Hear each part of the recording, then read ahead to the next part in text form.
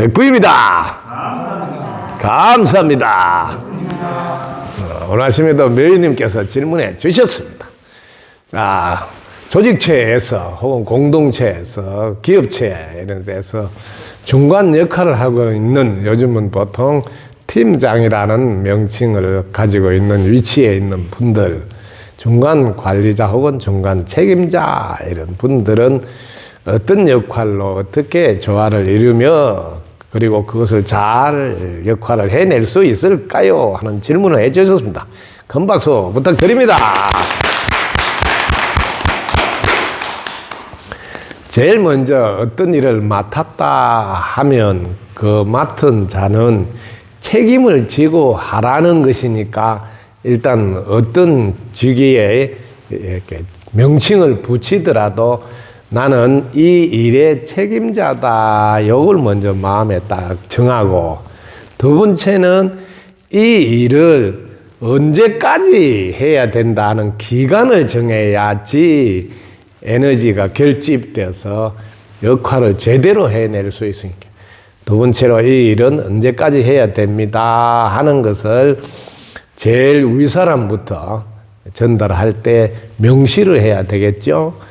자, 그러면 이 일은 우리가 언제까지 해야 됩니다 하고, 자기는 중간 역할이니까 같이 할 팀원들에게 자, 이 일은 언제까지 하라고 내려왔습니다 하고 기간이 딱 정해지고, 두 번째, 이 일을 진행하는 과정에서 우리 덕분스쿨에서는 무심이라는 것을 배웠기 때문에 먼저 이 일을 각 팀원들이 무심해서 영감받아서 그 이야기를 이렇게 각자 해보도록 합시다 하고, 자신도 무심해서 영감을 받고, 그래서 먼저 팀원들의 의견을 쫙 모아야 됩니다. 그래서 이 모험을 가지고 자신도 무심해서 영감받아서 이렇게 하나로 정리하면 공동의 목표를 위해서 이렇게 딱 의견이 결집이 되면 이것을 먼저 보고를 해서 지금 이렇게 진행되고 있습니다 하는 과정. 왜냐하면 예를 들면 한 달 내로 해라 했을 때 한 달 됐을 때 보고하면 윗사람은 궁금하게 됐겠죠. 그러면 매일 진행 사항을 오늘은 팀원들이 여기까지 했습니다 하고 중간 보고를 계속 해 줌으로써 서로 소통을 해서 그때는 이런 것을 더 하시면 어떨까요 하고 의견 교환도 하고 하면서 더 보완이 되어서 완성이 될 때까지, 그래서 늘 진행 사항을 소통하는 것, 이게 참으로 중요합니다. 다 끝난 뒤에 이야기하려고 하면 그럼 그 아래 이걸 어떻게 진행하고 있는지 제 윗사람으로서는 궁금하지 않겠습니까? 그래서 매일 이렇게 진행 사항을 보고하는 것이 중간자의 역할에서 중요합니다. 그리고 윗사람이 또 소통하다 보면 이런 것을 더 보완해서 하시면 좋겠다고 이렇게 의견을 또 내주면 진행할 때 더 빠르게 의견을 모을 수 있기 때문입니다. 그래서 항상 그 기간 내에 하라고 했을 때 우리는 예를 들면 이번 말까지 해라면, 자, 말까지 하라 할 때는 벌써 말까지면 느슨해지거든. 자, 1차로 우리는 이번 주 내로 이것을 마치도록 하겠습니다 하고 1차, 2차, 3차 이렇게 배당을 해서 집중적으로 생각을 모을 수 있도록, 의견을 모을 수 있도록, 이런 것도 매우 지혜로운 방법입니다. 그렇지 않으면 한 달이 아니면 뭐 여유가 있네, 느슨하게 이렇게 하다 보면 항상 보면 그 끝에 다 돼가면 그냥 잔업하고 또 뭐 야간 작업하고 뭐 이렇게 늘 제가 보면 그렇습니다. 보통 3단계를 나누어서 1단계에서는 여기서 마치도록 해보자 하고 해보면 그래서 또 보완이 필요하니까 2단계까지 가고, 또 2단계에서 보면 완전히 된 것 같아도 또 완벽한 보완을 더해야 되는 3단계. 이렇게 계획을 짜서 하시면 어디서라도 책임자가 자기 역할을 분명히 잘할 수 있는 사람이 됩니다. 그리고 특히 책임자는 그 윗사람도 마찬가지지만 높은 것이 아니라 앞에 서서 리드한다는 것은 앞서는 것이다. 특히 책임자가 가장 하지 말아야 될 행동은 자기 혼자서 하려고 하는 겁니다. 그러면 함께 하는 게 의미가 없어지겠죠. 그래서 항상 자기 혼자 하지 않는다는 걸 꼭 잊지 말으세요. 왜냐하면 혼자 한다 했을 때는 정말 부담이 많이 되잖아요. 그래서 늘 함께 해준다 했을 때 비록 우리 팀원이 10명이면 10명이 함께 해준다 이 생각도 해야 되지만 여기 더 보이지 않는 어마어마한 분들이 함께 해준다는 생각을 잊지 마셔야 합니다.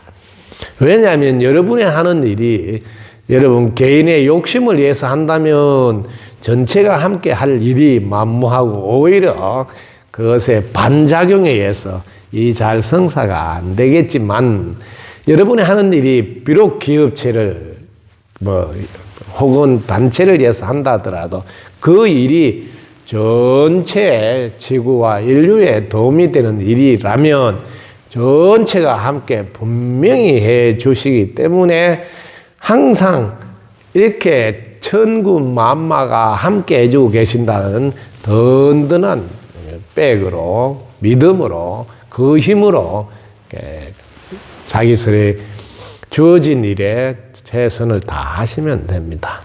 그래서 첫 번째는 이 일이 전체를 이롭게 하고 모두를 살리는 일인가 하는 것 꼭 검토가 필요합니다.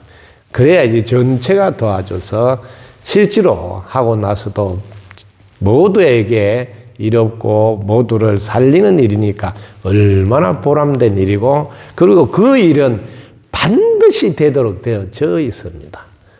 이건 너무나 중요합니다.